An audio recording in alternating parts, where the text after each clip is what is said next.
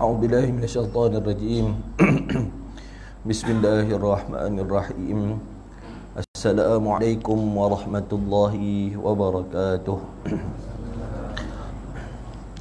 الحمد لله رب العالمين نحمده ونستعينه ونستغفره ونؤمن به ونتوكل عليه ونعوذ بالله من شرور أنفسنا ومن سيئات أعمالنا إنه من يهده الله فلا مضل له ومن يضلله فلا هادي له اللهم صل وسلم على سيدنا رسول الله صلى الله عليه وعلى آله وأصحابه أجمعين قال الله تعالى أعوذ بالله من الشيطان الرجيم بسم الله الرحمن الرحيم فمن يعمل مثقال ذرة خيرا يره ومن يعمل مثقال ذرة شرا يره وقال النبي صلى الله عليه وسلم لو أنكم تتوكلون على الله حق توكله لرزقكم كما يرزق الطير تغدو خماصا وتروح بطانا صدق الله العظيم أو كما قال النبي صلى الله عليه وسلم. Alhamdulillah hadirin sidang jemaah yang dimuliakan Allah Subhanahu wa taala. Marilah kita sama-sama tingkatkan ketakutan kita kepada Allah, tingkatkan pengharapan kita kepada Allah, tingkatkan tumpuan kita kepada Allah, tingkatkan kesyukuran kita kepada Allah, kerana peningkatan-peningkatan yang kita sebutkan tadi merupakan hajat-hajat kita, tuan-tuan. Merupakan hajat-hajat kita. Takwa ni lebih penting daripada segala-galanya. Kalau saya kata lebih penting pada makan, makan ni memang kita dah ada dah, kan? Memang kita, makanan bukan satu benda yang risauan bagi kita. Kita kata takwa lebih penting pada kenderaan, juga semua pada kita lah, tak ada masalah kenderaan pun, zahirnya lah. Tapi yang paling utama sini adalah bagaimana kita tingkatkan perkara ni. Dan dengan lagi Allah Ta'ala uji lagi kita dengan wabak yang belum selesai lagi. Semua perkara ni ma khalaqta haza batila, Allah tak cipta perkara ni dengan sia-sia, wabak maupun tidak ada wabak. Bukan kejadian tu merupakan perkara sia-sia di sisi Allah, tak. Subhanallah, Maha Suci Allah, tak sia-sia. Jadi orang beriman mengambil manfaat daripada seluruh qada dan qadar Allah. Ini orang beriman. Tapi orang tak beriman, ataupun orang yang lemah iman, orang tak beriman, orang bukan Islam tak beriman, orang yang Islam tapi iman dia tak ditumpukan, takwanya tak ditingkatkan, syukur dia tak ditingkatkan, maka dia tidak mendapat manfaat daripada musibah, wabak. Sedangkan dalam hadis yang umum Nabi beritahu, seseorang yang berpuasa, seseorang yang berakhlak mulia. Sebuah hadis Nabi tahu, hadis ni menceritakan tentang kelebihan berakhlak mulia. Seseorang yang berakhlak mulia menyamai, dari kata mengatasi pahala orang yang berpuasa seumur hidup dan mendirikan malam sepanjang tahun. Jadi apa, tuan-tuan? Jadi akhlak mulia dengan orang yang puasa dengan tahajud menanggini pahala orang akhlak mulia. Itu dalam kelebihan berakhlak mulia. Lagi dari riwayat yang lain juga beritahu bahawa seseorang yang bersabar ditimpa ujian, sama pahalanya, bahkan mengatasi lagi pahalanya orang yang diberi nikmat lalu bersyukur. Jadi yang dimulakan Allah SWT, bukannya kita mendapat kenikmatan dan pahala itu ketika kita dalam nikmat je. Boleh jadi seseorang, tapi syarat dia orang beriman, orang takwa, dia ditimpa musibah, dia bersabar, dan riwayat kata pahala dia mengatasi orang yang diberi nikmat dan bersyukur.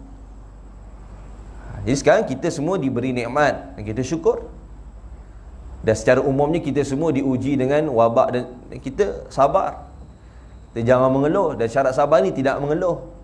Syarat sakit yang bersabar tidak mengadu pada orang dan sebagainya. Dia ada syarat-syarat sabar, syarat mengeluh. Jadi dia dimulakan Allah SWT. Orang beriman ni ketika mana Allah Ta'ala uji dia, semua saat, semua masa, dia mendapat kebaikan yang paling tinggi. Dan sebab lagi Nabi beritahu, ajaban li amril mu'minin. Sangat hairan, sangat kagum dengan orang mukmin ni, kata Nabi. Ini Nabi cakap. Nabi cakap hairan, kagum dan menghasilkan orang beriman tu kan Nabi sendiri yang menghasilkan sosok hamba sahabat Nabi tu menjadi orang beriman tu. Yang menghasilkan siapa? Nabi lah yang menghasilkan. Nabi mengajar dan Nabi menghasilkan. Nabi kata pelik, hairan orang beriman ni, inna amrahu kullahu lahu khair. Semua perkara yang berlaku pada dia orang beriman, semua benda baik. In asabathu, apabila ditimpa kebaikan, dapat nikmat, syakara, maka dia bersabar, fakana khair lahu, maka dia dapat kebaikan yang banyak. Wa in asabathu dharra, apabila ditimpa musibah, kecelakaan, takdir Allah yang buruk pada dia, sakit, kematian dan sebagainya, sabara, maka dia sabar, tunaikan hak dia, ada syarat-syarat dia, sabara, mana dia kata fakana khairal lahu, maka itu pun baik juga bagi orang beriman. Maka dia mulakan Allah SWT. Jadi tingkatkan keimanan kita, tingkatkan kesyukuran kita, tingkatkan ketakwaan kita. Dalam hadis banyak kali Nabi kata la yu'minu ahadukum, la yu'minu ahadukum. Lafaz hadis kata tidak beriman seseorang kalian. Tapi lebih detail para ulama, tak sempurna iman. Ada iman tapi tak sempurna, sekian-sekian. Muliakan tetamu, cakap baik, sekian-sekian banyak. Jadi sekarang kita ada iman tak? Kita ni ada iman, tapi tingkatkan keimanan. Kita bersyukur tak? Kita datang ni dah syukur dah pada Allah, bukan tak bersyukur, tapi tingkatkan kesyukuran. Allah Ta'ala kata juga ancaman dalam Quran, qalilan ma tashkurun, sedikitnya orang syukur. Nabi ajar, Sayyidina Umar pun ajar, salafus salih pun hayai doa, Allahumma ja'alna minal qalin. Ya Allah, jadikan aku di kalangan orang yang sedikit tu, yang kau kata tu, Allahumma ja'alna minal qalilin atau minal qalil, jadikan kami di kalangan orang yang sedikit tu. Yang Quran kata orang beriman, orang syukur ni sikit je berbanding orang yang selain pada tu. Terbuktilah tuan-tuan, orang beriman kurang-kurang lebih di atas muka bumi ni ada atau 2/7 penduduk atas muka bumi, 2/7 saja orang Islam. Yang beriman sungguh-sungguh menyempurnakan imanan tu belum tahu lagi. Jadi 5/7 bukan Islam, itu dah pasti dah sedikit je orang beriman lagi. Yang bersyukur tu lebih sedikit lagi. Bukan bersyukur tu dah kira kalau 2/7 tu syukur dan memang sikit dah pada 5/7, tak. Kata para ulama, daripada 2/7 tu sikit lagi yang bersyukur, yang diterima syukurnya. Bermulalah seorang tu tak bersyukur, dah apa, mula dia mengeluh pun dah tak bersyukur dah. Kan, seorang perempuan ni dia ngadu. Dia umur 30 tahun dia kahwin, baru dia kahwin. Sebelum tu payah nak dapat calon. Bila dah kahwin, ada juga hujan. Kita muzakarah bincang, sebelum kahwin pun ada hujan, lepas kahwin pun ada hujan. Kau ingat lepas kahwin tu sedap je semua. Kan? Tuan-tuan pun tahulah kan? Sebelum kahwin tu perempuan 30 tahun baru kahwin, cari rezeki, cari jodoh. Alhamdulillah, syukur. Lepas tu dia kata macam-macam lah, sedih orang. Inilah orang beriman, dia duduk dalam keadaan tu. Kan? Jadi bukan hanya mulakan Allah SWT. Jadilah orang beriman yang menyempurnakan keimanan dia. Kita ni wabak kan, kita jaga sungguh-sungguh. Dalam hadis bagi tahu, siapa yang terkena wabak dan dia bersabar dengan ketentuan Allah, maka dan dia mati, maka dikira mati syahid. Tapi kita tak adalah sengaja saja nak kena wabak. Tapi kalau yang kena tu berapa ratus orang dah meninggal dunia kan, dia sabar ketentuan Allah, dia dikira mati syahid akhirat. Masya Allah. Sahabat dah kena ketika Sayyidina Abu Badal Jarrah dan tim-tim dia kena di Jordan. Siapa ni? Di antara orang dijamin syurga, Sayyidina Umar, Amirul Mukminin. Pada tempat tu dipanggil hantar surat. Wahai Abu Badah, aku perintahkan kamu untuk pulang ke Madinah. Kamu saja, yang lain tak payah pulang. Dalam hadis Nabi kata jangan keluar pada wabak. Ketua perintah pada ketua. Kan, langgar SOP sikit. Keluar pada negara, patah balik ke Madinah. Abu Hurairah beritahu, minta maaf Amirul Mukminin, saya tak mampu, saya tak nak meninggalkan jemaah saya, dan saya berharap pada Allah saya syahid di jalan Allah. Ini siapa tuan-tuan? Orang yang dijamin syurga. Salah satunya Abu Badal Jarrah. Dia tengok keimanan dia sempurna. Kalau dia nak keluar, Tak apa nak marah, sultan bagi arahan, dia saja boleh tak ikut SOP. Apa nak langgar kena pancung. Alasan dari segi bahasa kasar lah macam tu. Tapi sultan kita tak buat lah macam tu. Tapi ni Sayyidina Umar buat macam tu. Engkau saja boleh keluar. Sebab kau ni penting. Orang pemegang amanah untuk umat Nabi ni, Nabi kata Abu Ubaidah Jarrah. Dia jadi ketua parlimen perang di sana. Dapat tawan, selesai, berlaku wabak tahun, dia pun termasuk meninggal. Ribuan sahabat meninggal dunia. Kita belum ribuan lagi, 100. Saya bukan nak kata apa tu, kita nak belajar ini muzakarah bagaimana keyakinan kita terhadap perintah Allah, sunnah Nabi ni bertambah dalam diri kita. Yang sakit penyakit yang ni kita sebut ni contoh-contoh je. Sebelum setahun sebelum ni pun tak ada. InsyaAllah kata para ulama, umat Nabi ni hanya diuji tidak akan lebih pada 3 tahun. Kita pun tahu tak sampai lama lagi kalau lagi 2 tahun tu. Tapi insyaAllah tuan-tuan, lepas 3 tahun ni habis dah. Tapi lama lagi lah nak habis tu. Tapi insyaAllah lah, panjang semua ni, panjang ni semua 100 tahun, 200 tahun lagi tempat tinggal wabak ni. Tapi kalau panjang umur lah insyaAllah lah kan. Maksudnya insyaAllah sebahagian kita di Malaysia ni akan ramai yang dapat meninggalkan musim wabak ni pun, insyaAllah. Yang meninggal dah lah. Tapi bagaimana seseorang tu dia menyempurnakan keyakinan dia pada perintah Allah dan sunnah Nabi dengan setiap masa dan keadaan. Itu je. Ni insyaAllah tuan-tuan. Tuan-tuan pun mungkin ada pengalaman. Aku pernah Allahumma salli ala Muhammad, pernah bersalaman berkedudukan dengan orang yang kena. Mungkin di kalangan tuan-tuan pernah macam tu. Dia kena COVID. Itu aku kawan aku tu. Tuan-tuan pun senyap. Kan beritahu kan, contoh lah kan. Ramai saya jumpa macam tu. Lepas tu tuan-tuan pun pergi senyap-senyap cek. Alhamdulillah saya tak kena. Okey tak kena. Lepas tu mengaku tak? Jangan mengaku, masalah nanti. Dah cek pun tak kena, pun tak nak mengaku aku pernah kontak rapat dengan dia. Betul? Dah. Sebab takutlah, kita pun tak digalakkan untuk bagi tahu kita pernah rapat dengan dia. Macam tu. Maka dia mulakan Allah SWT, kita sama-sama tingkatkan kesyukuran pada Allah, tingkatkan ketakutan pada Allah. Dan bukanlah saya cakap ni supaya kita pun tak jaga SOP, tak juga. Kan, menjaga daripada SOP termasuk daripada menjaga perintah Allah. Ketika menjaga tu mendapat pahala. Menjaga perintah-perintah SOP ni, perintah-perintah ni mendapat pahala. Melanggar dengan pelanggaran yang sedikit, dosa kecil. Melanggar dengan pelanggaran yang besar, dosa besar. Dah. Bukan pemerintah yang bagi dosa kecil, bukan pemerintah bagi dosa besar. Ni Allah tuan-tuan. Itu cuba jaga. Kan? Kita cuba jaga. InsyaAllah kita masuk kisah para sahabat. Kan? Hari ini muzakarah kita tentang kisah para sahabat. Yakin terhadap balasan amalan. Keyakinan Sayyidina Abu Bakar tentang penghabaran Nabi terhadap amalan, balasan daripada amalan. Hadrat Abu Asma rahmatullah berkata bahawa satu ketika Sayyidina Abu Bakar sedang makan tengah hari bersama-sama Rasulullah sallallahu alaihi wasallam.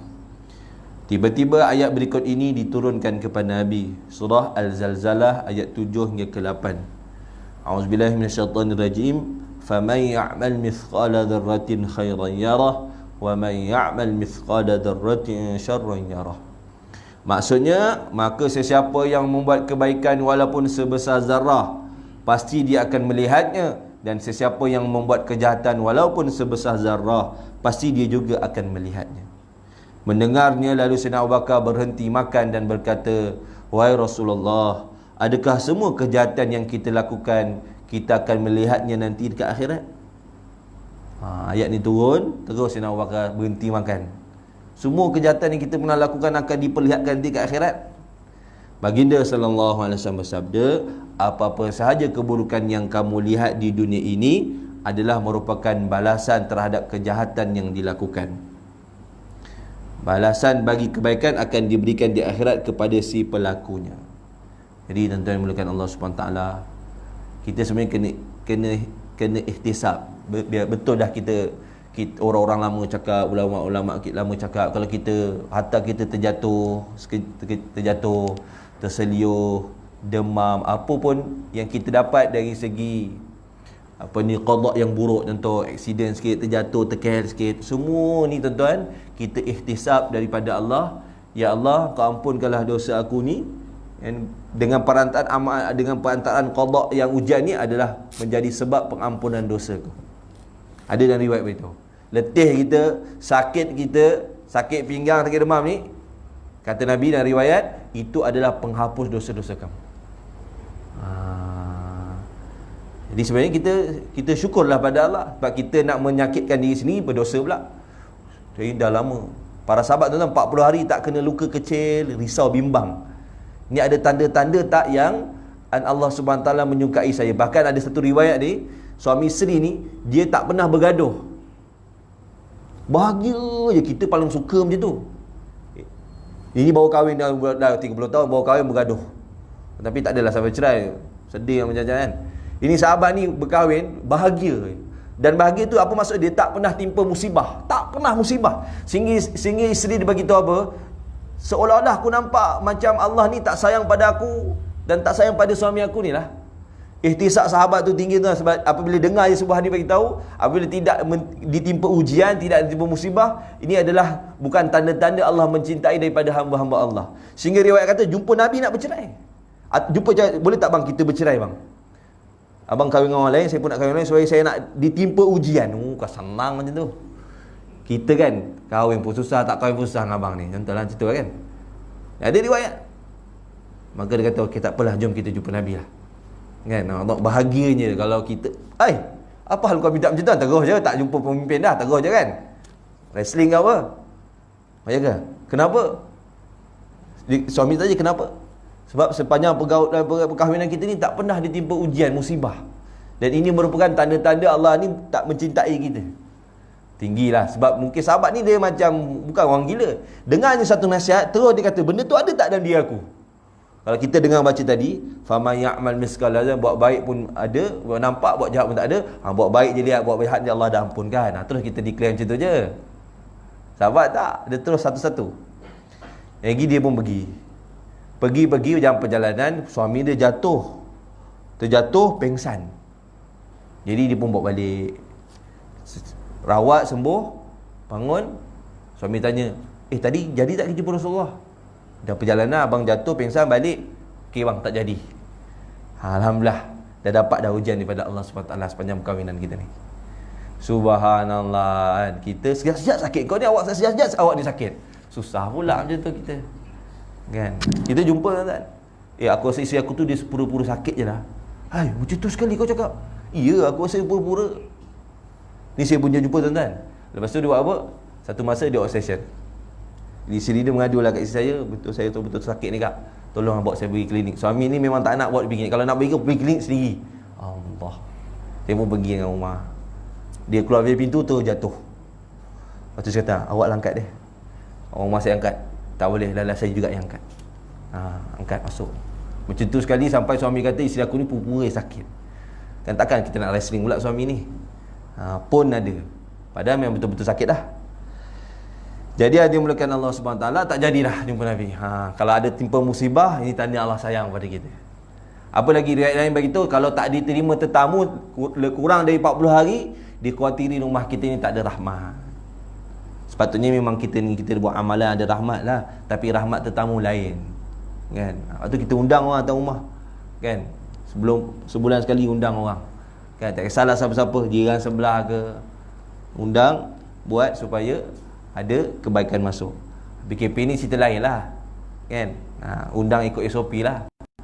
Kan? Ni ceritanya sebelum nak sebab PKP nanti. Okey Ustaz, nanti lepas PKP saya undang kurang-kurang 40 hari sekali. 40 tahun tak undang juga. Tak masuk dalam rumah kita rahmat. Undang kawan-kawan. Walaupun satu orang, walaupun seseorang, walaupun anak muda. Masuk datang masuk rumah saja. Kenapa? Minum teh je. Masuk minum, borak-borak, tanya khabar, kerja apa, kat mana dia, masuk datang. Bagi rahmat masuk dalam rumah je. Kan? Sayyidina Abu Darda ataupun Abu Zar dan riwayat. Ini suka terima tetamu. Apa pun tak ada. Air kosong menjadilah. Dia beritahu, hidanglah pada tamu kamu walaupun air kosong. Air kosong ni ambil kat masjid pun tak apa. Contohlah kalau nak bagi tahu tak ada duit sangat, tak mesti saya nak air kosong kat air kowe tu boleh, si fungsi bagi. Macam tu juga sekali. Jadi isteri kepada sahabat ni macam bising lah.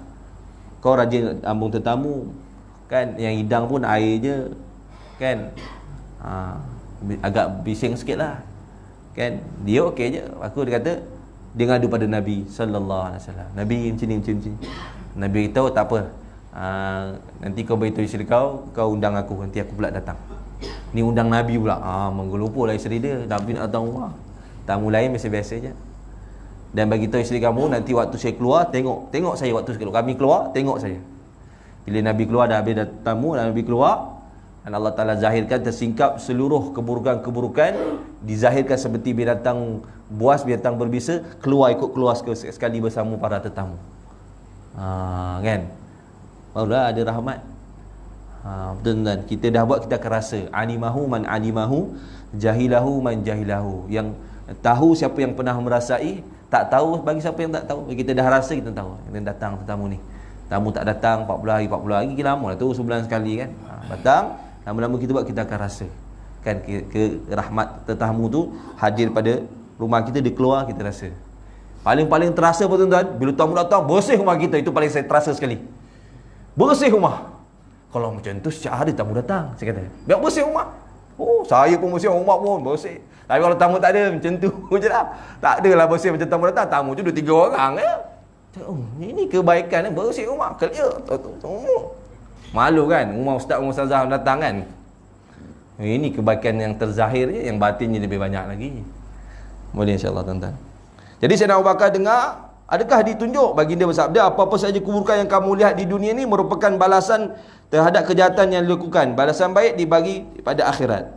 Hadap Abu Idris Kulani, Abu Bakar, keadaan buruk yang kamu berlaku di dunia ini adalah natijah daripada perbuatan buruk. Natijah kebaikan akan dikumpul dan disimpan untuk diberi pada hari kiamat.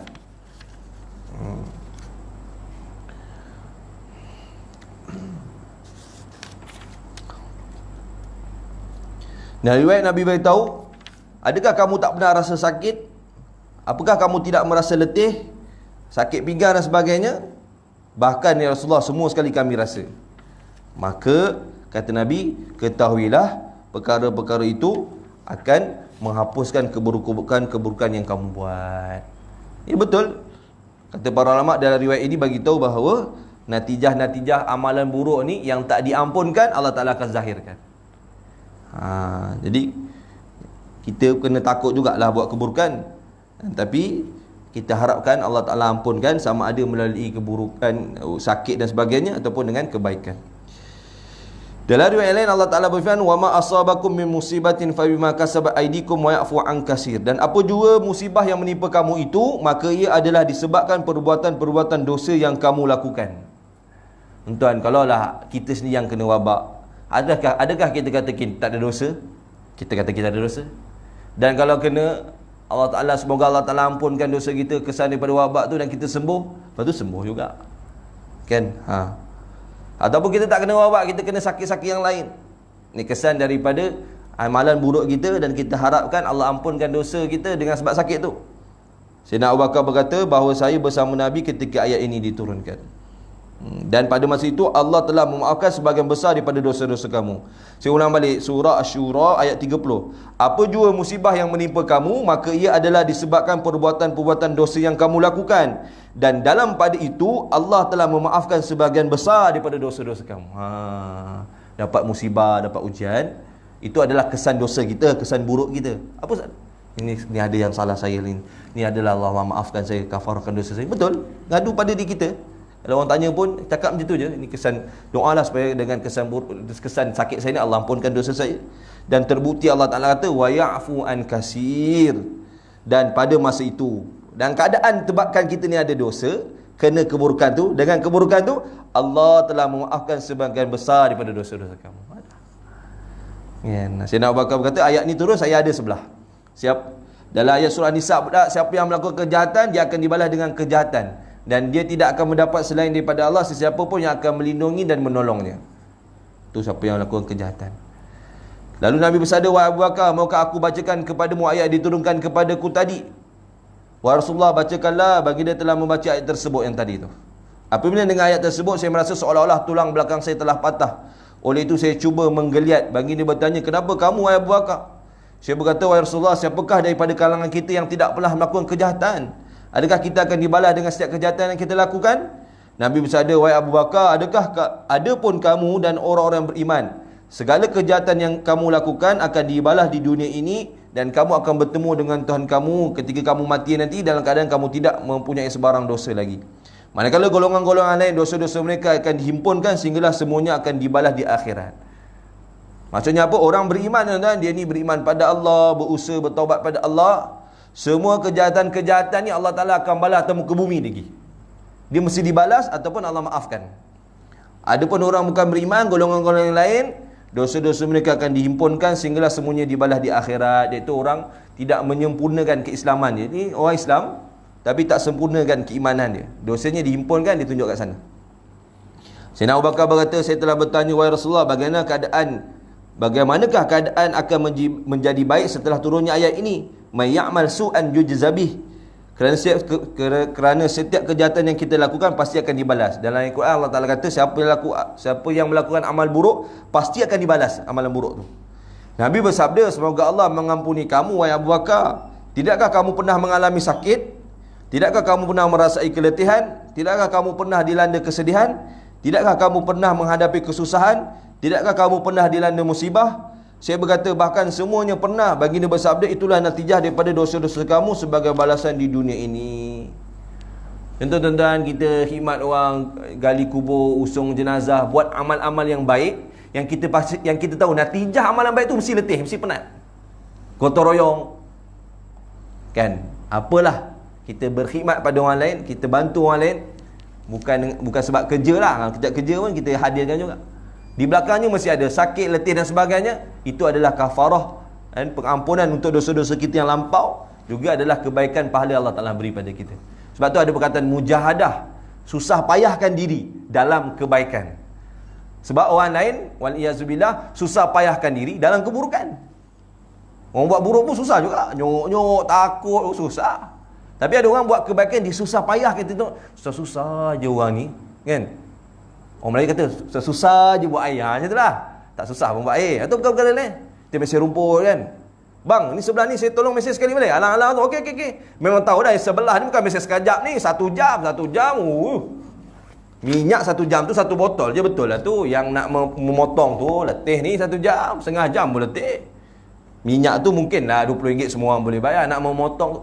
Tapi kita tahu susah payah pun, dengan keletihan, kesusahan kita tu, pengampunan dosa pada Allah, daripada Allah untuk kita, dan kebaikan pahala Allah beri pada kita.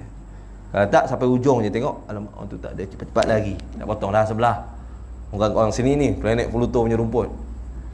Kan pak ayah nak sambung lagi tu, halaman kita pun besar. Susah payahkan diri dalam kebaikan. Tu susah payah tadi. Boleh insya-Allah tuan-tuan. Dia pun nak tanya ke dah azan belum ni? Banyak bunyi dah. Oh dah azan dah. 1 minit lebih lagi. Sekolah tu ambil pada Allah, maaf pada kelemahan saya. Kalau ada apa nak tanya, pokoknya kita sempurnakan keimanan kita. Jangan kita pernah mengeluh dengan apa pun keadaan yang berlaku. Dan kita jaga perintah Allah. Ya Allah, dengan sebab aku jaga perintah Engkau, Kau jagalah diri kami, kan, tempat kami, bangsa kami, negara kami dan seluruh alam. Ni semua ada kesan baik dia. Dan kalau ada perkara-perkara berlaku ni tuan-tuan, kata para ulama, letaklah dalam diri kita bahawa di belakang qada buruk ni ada 1000 lagi kebaikan Allah nak beri. Cuma kita tak tahu. Kalau Allah dah susun dah, kereta kamu rosak sekian masa, kamu tak boleh buat 1 kerja 2 kerja. Tapi sebenarnya Allah dah siapkan 1000 kebaikan ni. Kalau kita tengok list tu, tak apalah ya Allah, okey dah tu 2 ni dengan dibalas 1000 tak apa. Tapi kalau kita tak tengok tu, yang kita aduh tak dapat buat tu, tersilap buat ni, kereta rosak sebagainya. Tak. Apalah keburukan tu, kita cakap jangan saya dan tuan-tuan, di belakang ni kata para ulama ada 1000 lagi kebaikan yang Allah simpan dan kita tak perasan. Tapi kalau tuan-tuan minta, apa yang hikmahnya? Aku nak tahu jugalah ya Allah. Minta Allah tak tunjukkan 1, 2, 3, 4 pun kita dah puas hati dah. Dengan 1000 banyak sangat pula. Oh, mungkin inilah hikmahnya daripada keburukan ni. Mungkin ini dapat 1, 2 pun kita dah mententramkan hati kita dah. Ini tak duk. Selain kalau tak jadi orang beriman, kita akan mengeluh, menyalahkan tu, menyalahkan ni. Kan? Saya dah datang dah. Dah sampai masjid dah untuk kuliah Zuhur dekat satu masjid hari Isnin yang lepas. Lepas tu pengusi call, Ustaz minta maaf Ustaz, saya tersilap tengok jadual. Hari ni jadual ni, hari ni Isnin, dah Ustaz lain dah. Yang kosong patutnya Selasa dengan Rabu. Boleh ke Ustaz? Boleh. Boleh Selasa ke Rabu? Rabu. Di atas main Zuhur balik. Dan Ustaz terus tazkirah. Saya tengok, ya Allah kau tunjukkan Kan dapat 3-4 kebaikan saya dapat. Ni dah nikmat dah. Kan tadi tu tak salah berapa je. Berapa banyak nikmat lagi daripada kita terpergi tu. Saya patah balik tu saya ke Sedang ada berurusan, selesai berapa banyak perkara. Rabu pergi lagi, balik pada tu saya pergi siang. Mak ayah saya tinggal Sedang, saya tinggal sini Rincik. Mak ayah saya Sedang, pergi kat KL. Setiap kali balik pada tu saya akan tinggal Sedang, ada lah macam-macam urusan. Beratus hikmah kebaikan. Kan? Tak ada masalah. Dan tonton kisah dalam perkara-perkara lain. Kan? Baru nak buka IPT tutup pula, tengok orang tak beriman. Anak muda dia punya maki macam ni lah. Dia tengok aduh bukan saya nak menangkan kerajaan ke IPT ke planet Pluto macam itu. Tak. Tapi orang beriman bukan menci perkataan dia. Ni adalah kebaikan yang Allah nak bagi. Ya mungkin burn tiket, bukan kau seorang je pernah burn, kita pun pernah burn. Tuan-tuan pun pernah ada pernah burn lah tiket ke apa. Tapi kalau orang beriman, qadarallahu ma syaa fa'al. Ini ada ketentuan Allah. Tenang, hati pun tenang, pahala pun dapat. Tapi nak dilatih kan, susun ni screenshot hantar ke macam-macam. Dia kata ni tak, ini bukan orang beriman ni. Tapi tak apalah, kita lah kena pujuk rayu kan. Memanglah susah, orang keluarga susah sebagainya. Tapi sebab tak ada iman, ramai je orang keluarga susah tapi dia ada iman, dia tak mengeluh macam ni. Bukan kau seorang je keluarga susah. Jadi itulah perkataan-perkataan ni, perkataan yang lemahnya iman, tak yakin pada qada dan qadar Allah. Betul lah tu kalau semua orang pergi UKM dan sebagainya, memang lagi senang lah. Last minute bagi tu, memang dah last minute dah kena bagi tahu waktu tu. Esok nak masuk, semalam kes banyak. Ini lagi banyak lagi. Tapi bila ada iman ni kita tenang. Kena pun tak ada apa tuan-tuan. Kita minta lindung, tapi kalau kena pun tak ada apa. Ini semua qada dan qadar Allah. Kalau tenang, insya-Allah selamat. Mati syahid. Kita hari doa, ya Allah, matikan syahid di jalan Allah, syahid degree nabimu. Bila wabak tak, ya Allah jangan jadi saya sahabat tak lari pada wabak. SOP kata sultan boleh lari seorang. Tak mau Amirul Mukminin, saya nak kekal dengan bersama jemaah saya dan meninggal dunia di sana. Kalau nak lari boleh jadi sembuh. Ni pemerintah sultan boleh langgar SOP. Tengok sahabat tetap. Dan selamat pun, dia pun 10 dijamin syurga. Pemegang amanah untuk umat Nabi ni, saya nak Umar pun, dia tahu tak ada siapa nak pancung-pancung dia lah. Nak pancung dia pun masalah, nak pancung Abu Jarrah pun masalah. Tapi tak, tengok orang beriman kan. Amirul Mukminin saya stay kat sini. Meninggal dengan sahabat-sahabat dia. Kita pergi Jordan, kita pergi ziarah dia pula. Boleh insya-Allah, dan baik pada Allah, lemah pada kelemahan saya. Betulkan percakapan yang menjadi orang beriman. Orang lain tak betul, kita sampaikan dengan hikmah lah kan. Ini secara umum, kasar sikit tak apa. Depan-depan kena lembut-lembut, kasar-kasar, masalah nanti. Yang baik pada Allah, lemah pada kelemahan saya. Kita akhiri majlis kita dengan tasbih kafarah dan suratul asri. Subhanakallahumma hamdika, asyhadu an la ilaha illa anta, astaghfiruka wa atubu ilaik. Bismillahirrahmanirrahim. Wal asri innal insana lafi khusr illa alladhina amanu wa amilus solihat wa tawasaw bil haqqi wa tawasaw bis sabr. Assalamualaikum warahmatullahi wabarakatuh.